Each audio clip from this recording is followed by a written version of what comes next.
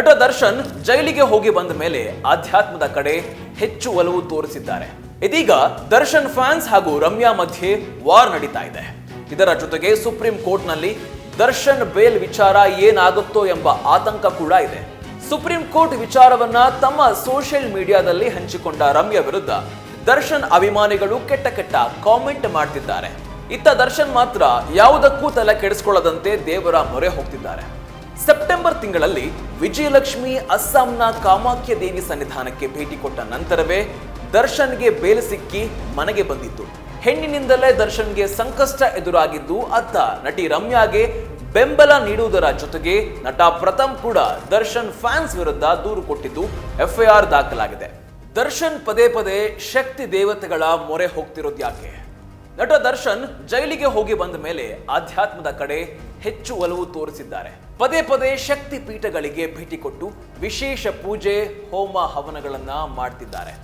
ಪತ್ನಿ ವಿಜಯಲಕ್ಷ್ಮಿಯ ಮುಂದೆ ನಿಂತು ಇಷ್ಟ ಪೂಜೆಗಳನ್ನ ಮಾಡ್ತಾ ಇದ್ದಾರೆ. ಕಳೆದ ತಿಂಗಳು ಕೂಡ ದರ್ಶನ್ ಅವರು ಕೇರಳದ ಹಲವು ದೇಗುಲಗಳಿಗೆ ಭೇಟಿ ಕೊಟ್ಟಿದ್ರು. ರಾಜ್ಯದ ಹಲವು ದೇಗುಲಗಳಲ್ಲೂ ಕೂಡ ವಿಶೇಷ ಪೂಜೆಗಳನ್ನ ಮಾಡಿಸಲಾಗಿತ್ತು. ಇದೀಗ ದರ್ಶನ್ ಫ್ಯಾನ್ಸ್ ಹಾಗೂ ರಮ್ಯಾ ಮಧ್ಯೆ ವಾರ್ ನಡೀತಾ ಇದೆ. ಇದರ ಜೊತೆಗೆ ಸುಪ್ರೀಂ ಕೋರ್ಟ್ನಲ್ಲಿ ದರ್ಶನ್ ಬೇಲ್ ವಿಚಾರ ಏನಾಗುತ್ತೋ ಎಂಬ ಆತಂಕ ಕೂಡ ಇದೆ. ಹೀಗಿರಬೇಕಾದ್ರೆ ದರ್ಶನ್ ಹಾಗೂ ಪತ್ನಿ ವಿಜಯಲಕ್ಷ್ಮಿ ಕಾಮಾಖ್ಯ ಶಕ್ತಿ ಪೀಠಕ್ಕೆ ಭೇಟಿ ಕೊಟ್ಟು ವಿಶೇಷ ಪೂಜೆಯನ್ನ ಸಲ್ಲಿಸಿದ್ದಾರೆ. ಹೌದು, ಸೋಷಿಯಲ್ ಮೀಡಿಯಾದಲ್ಲಿ ಇತ್ತ Darshan fans versus Ramya war ಜೋರಾಗಿ ಆಗ್ತಾ ಇದೆ. ಅತ್ತ ದರ್ಶನ್ ತಮ್ಮ ಪತ್ನಿಯ ಆಣೆಯಂತೆ ಕಾಮಾಖ್ಯಕ್ಕೆ ಹೋಗಿ ಹರಕೆ ಸಲ್ಲಿಸಿದ್ದಾರೆ. ಅಷ್ಟಕ್ಕೂ ಪದೇ ವಿಜಯಲಕ್ಷ್ಮಿ ಕಾಮಾಖ್ಯಕ್ಕೆ ಹೋಗ್ತಿದ್ದು ಯಾಕೆ? ಈಗ ಮತ್ತೆ ದರ್ಶನ್ ಜೊತೆಗೆ ಹೋಗ್ತಿರೋದು ಯಾಕೆ?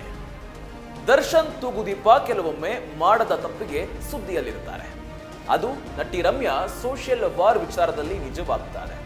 ಸುಪ್ರೀಂ ಕೋರ್ಟ್ ವಿಚಾರವನ್ನ ತಮ್ಮ ಸೋಷಿಯಲ್ ಮೀಡಿಯಾದಲ್ಲಿ ಹಂಚಿಕೊಂಡ ರಮ್ಯಾ ವಿರುದ್ಧ ದರ್ಶನ್ ಅಭಿಮಾನಿಗಳು ಕೆಟ್ಟ ಕಾಮೆಂಟ್ ಮಾಡ್ತಿದ್ದಾರೆ. ಇತ್ತ ದರ್ಶನ್ ಮಾತ್ರ ಯಾವುದಕ್ಕೂ ತಲೆ ಕೆಡಿಸಿಕೊಳ್ಳದಂತೆ ದೇವರ ಮೊರೆ ಹೋಗ್ತಿದ್ದಾರೆ.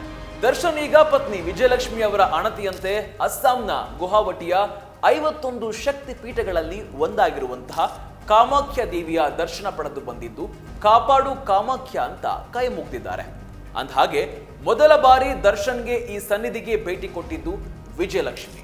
ಅಂದಹಾಗೆ ಮೊದಲ ಬಾರಿಗೆ ದರ್ಶನ್ ಈ ಸನ್ನಿಧಿಗೆ ಭೇಟಿ ಕೊಟ್ಟಿದ್ದು ವಿಜಯಲಕ್ಷ್ಮಿ. ಈ ಹಿಂದೆ 2 ಬಾರಿ ತಾಯಿಯ ಆಶೀರ್ವಾದ ಪಡೆದು ಬಂದಿದ್ದಾರೆ.